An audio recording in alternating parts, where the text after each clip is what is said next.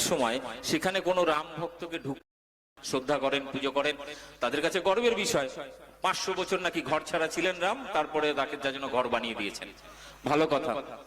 কিন্তু মুশকিল হচ্ছে সেই রাম মন্দির বানাতে গিয়ে 22,000-এর মধ্যে প্রায় 20,000 হিন্দুর এই রাস্তার পাশে বাড়ি, দোকান বুলডোজার দিয়ে গুড়িয়ে দেওয়া হয়েছে। ওই ফৈজাবাদ লোকসভায় যেখানে অযোধ্যা মন্দির অবস্থিত, সেখানকার হিন্দুরা 2024-এর ইলেকশনে গোহারা হারিয়েছে বিজেপিকে। সারা বছরে 12 মাসে 13 পার্বণ, এবং এখানে পশ্চিমবাংলা হচ্ছে ভারতবর্ষের মধ্যে 1 নম্বর রাজ্য যেখানে সব থেকে বেশি ধর্মীয় অনুষ্ঠান, পুজো আচ্ছা হয়। কিন্তু এখানে কোনো পুজো আচ্ছাতে কোনোদিন হিন্দু মুসলিমের কোনো সমস্যা হয়নি, বরং মুসলিমরা ফ্যামিলি নিয়ে প্যান্ডেলে না ঢুকলে অন্তত লাইটিং প্যান্ডেল মানুষের মধ্যে ঘুরতে, ফ্যামিলি নিয়ে ঘুরতে বেরোন, দোকানপাট লাগান। কোনোদিন কোনো মুসলিম বা কোনো হিন্দুর মধ্যে এই নিয়ে কোনো সমস্যা হয়নি।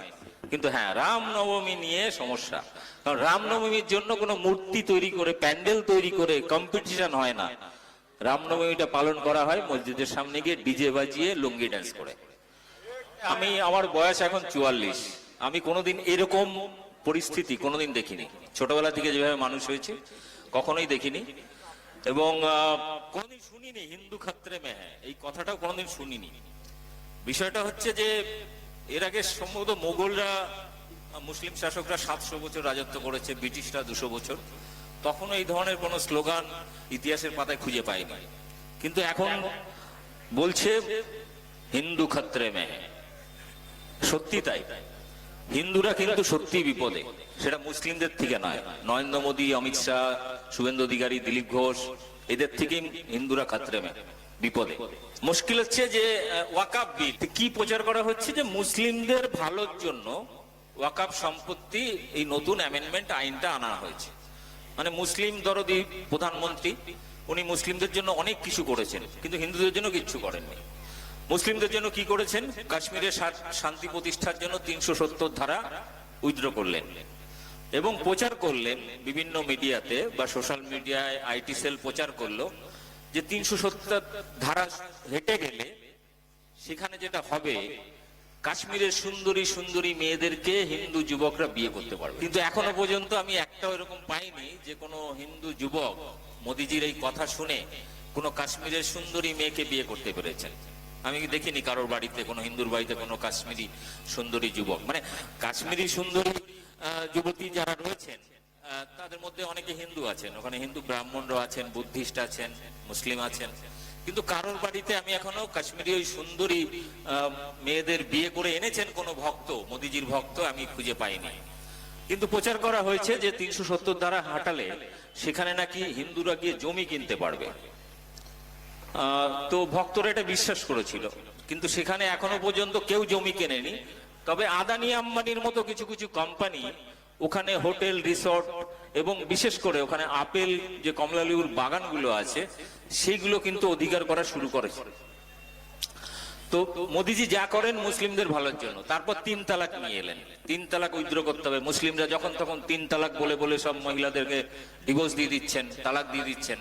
তো উনি ঠিক করলেন যে না, মুসলিমদের মহিলাদের এত কষ্টটা মানা যাচ্ছে না, এই কষ্ট দেখা যাচ্ছে না যে 3 তালাক বললেই তালাক হয়ে গেল।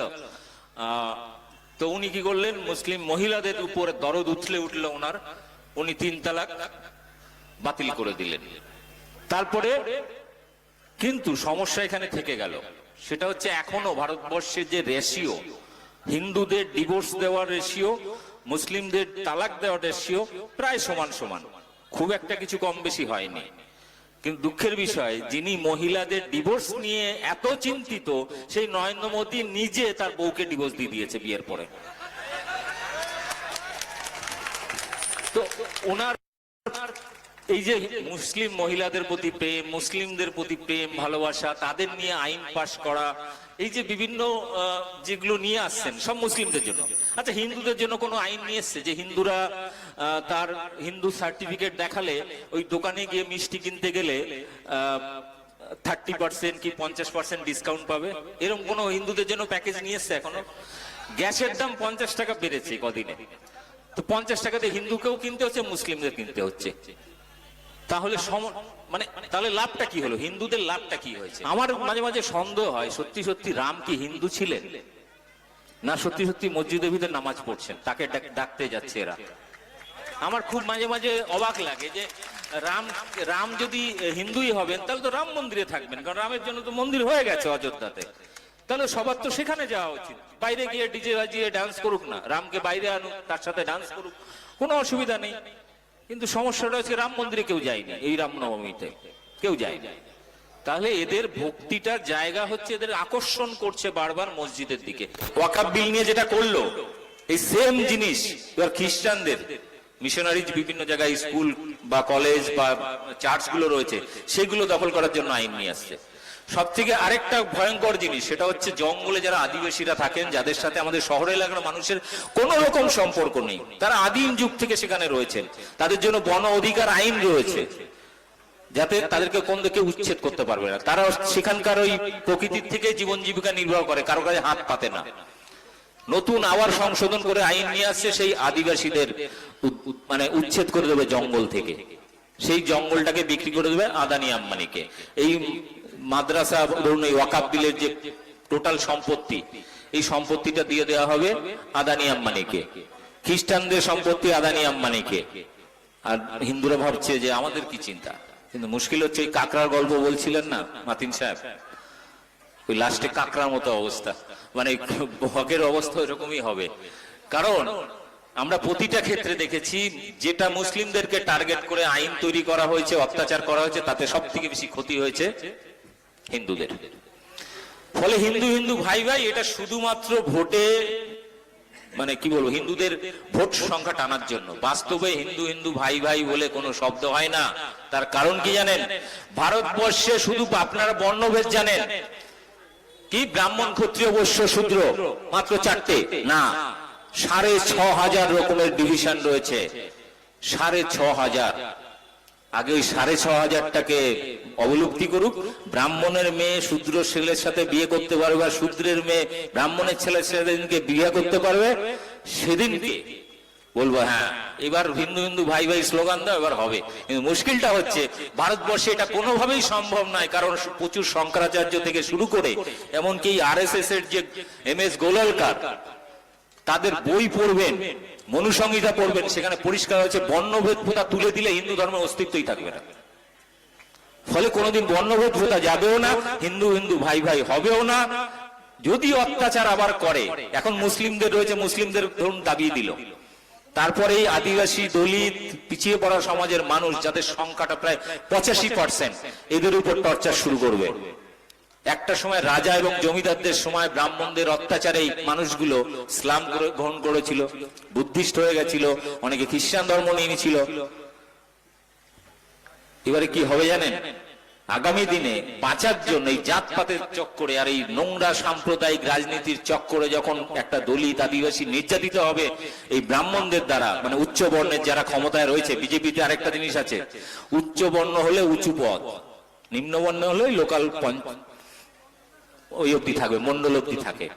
এবার মুশকিলটা হচ্ছে যে এই অত্যাচার যখন শুরু হবে, তখন ভারতবর্ষে আরেকবার, যেমন মোগল আমলের আগে হয়েছিল, আরেকবার সব এই সমস্ত 85% মানুষ সব আবার ইসলামে পালিয়ে আসবে।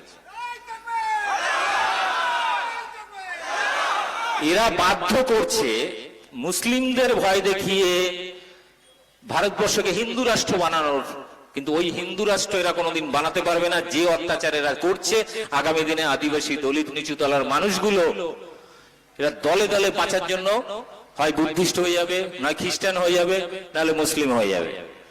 মুসলিম ধর্মের একটা সুবিধা, এরা যেমন শান্তির কথা বলে, প্রয়োজনে নিজের জীবন দিতে পারে, সেটা স্বাধীনতা সংগ্রামে আমরা দেখেছি।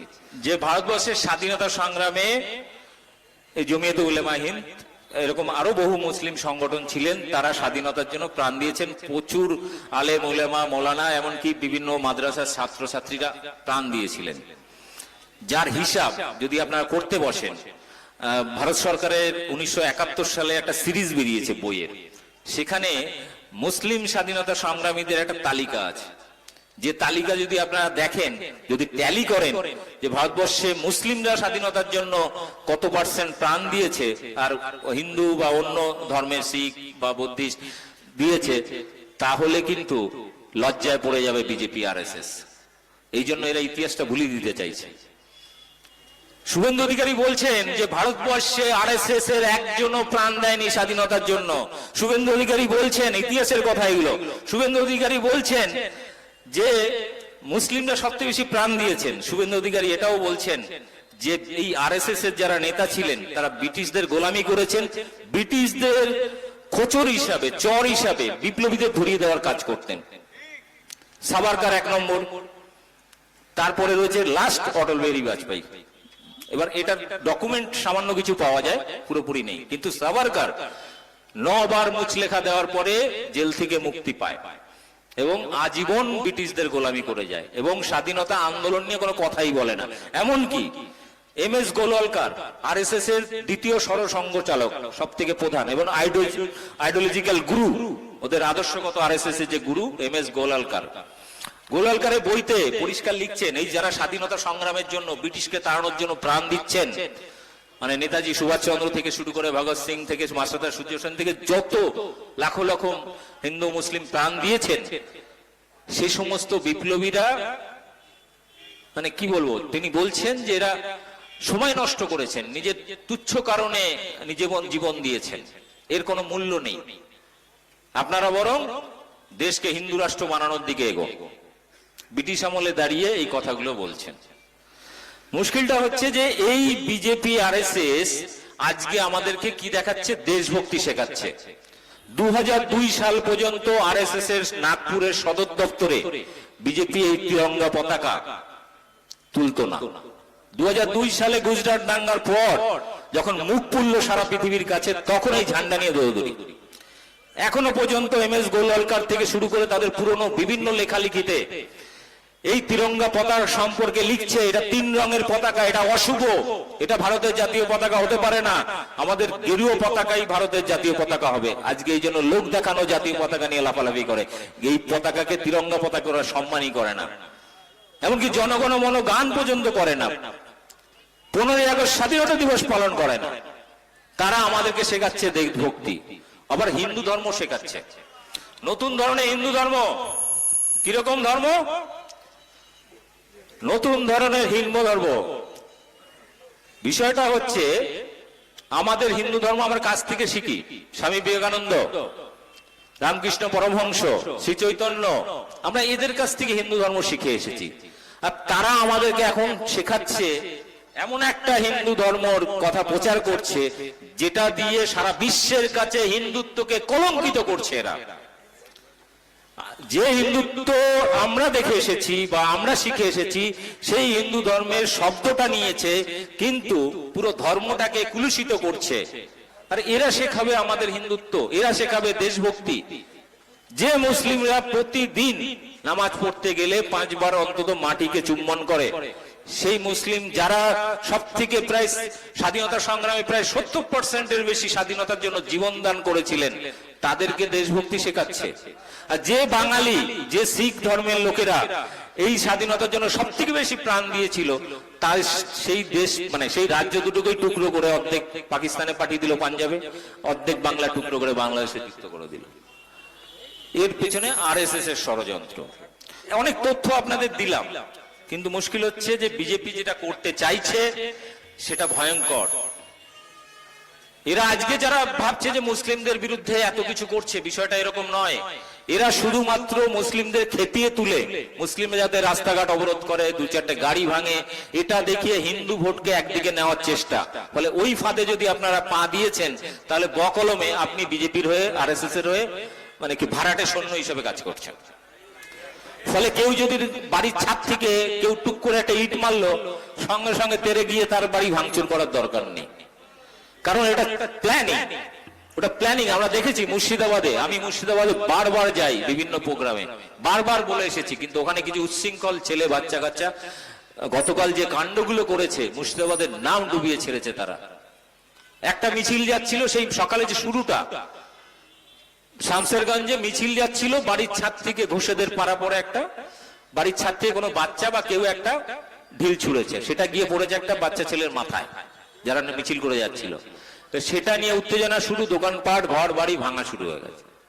এমনকি খলিলুর রহমান ওখানকার যে এমপি, তার পর্যন্ত দোকান এবং কারখানা ভেঙে দিয়েছে।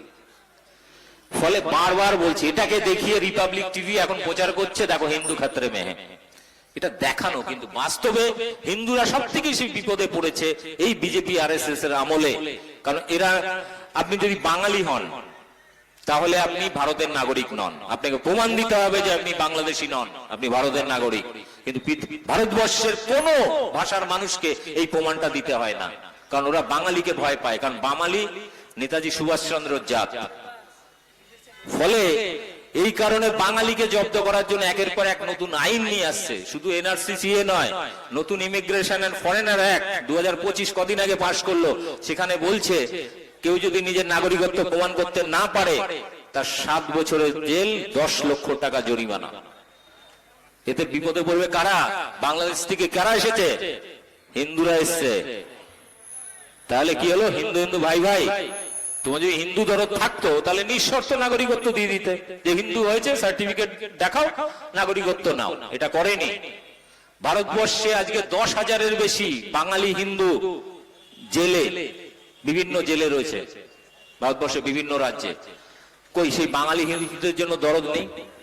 দলিত আদিবাসী বা নিচুতলার হিন্দুদেরকে যেভাবে পিটিয়ে পিটিয়ে মারছে বিভিন্ন জায়গায়, কই তাদের জন্য একটা কথাও তো বলে না নরেন্দ্র মোদী, অমিত শাহ কিংবা শুভেন্দু অধিকারী?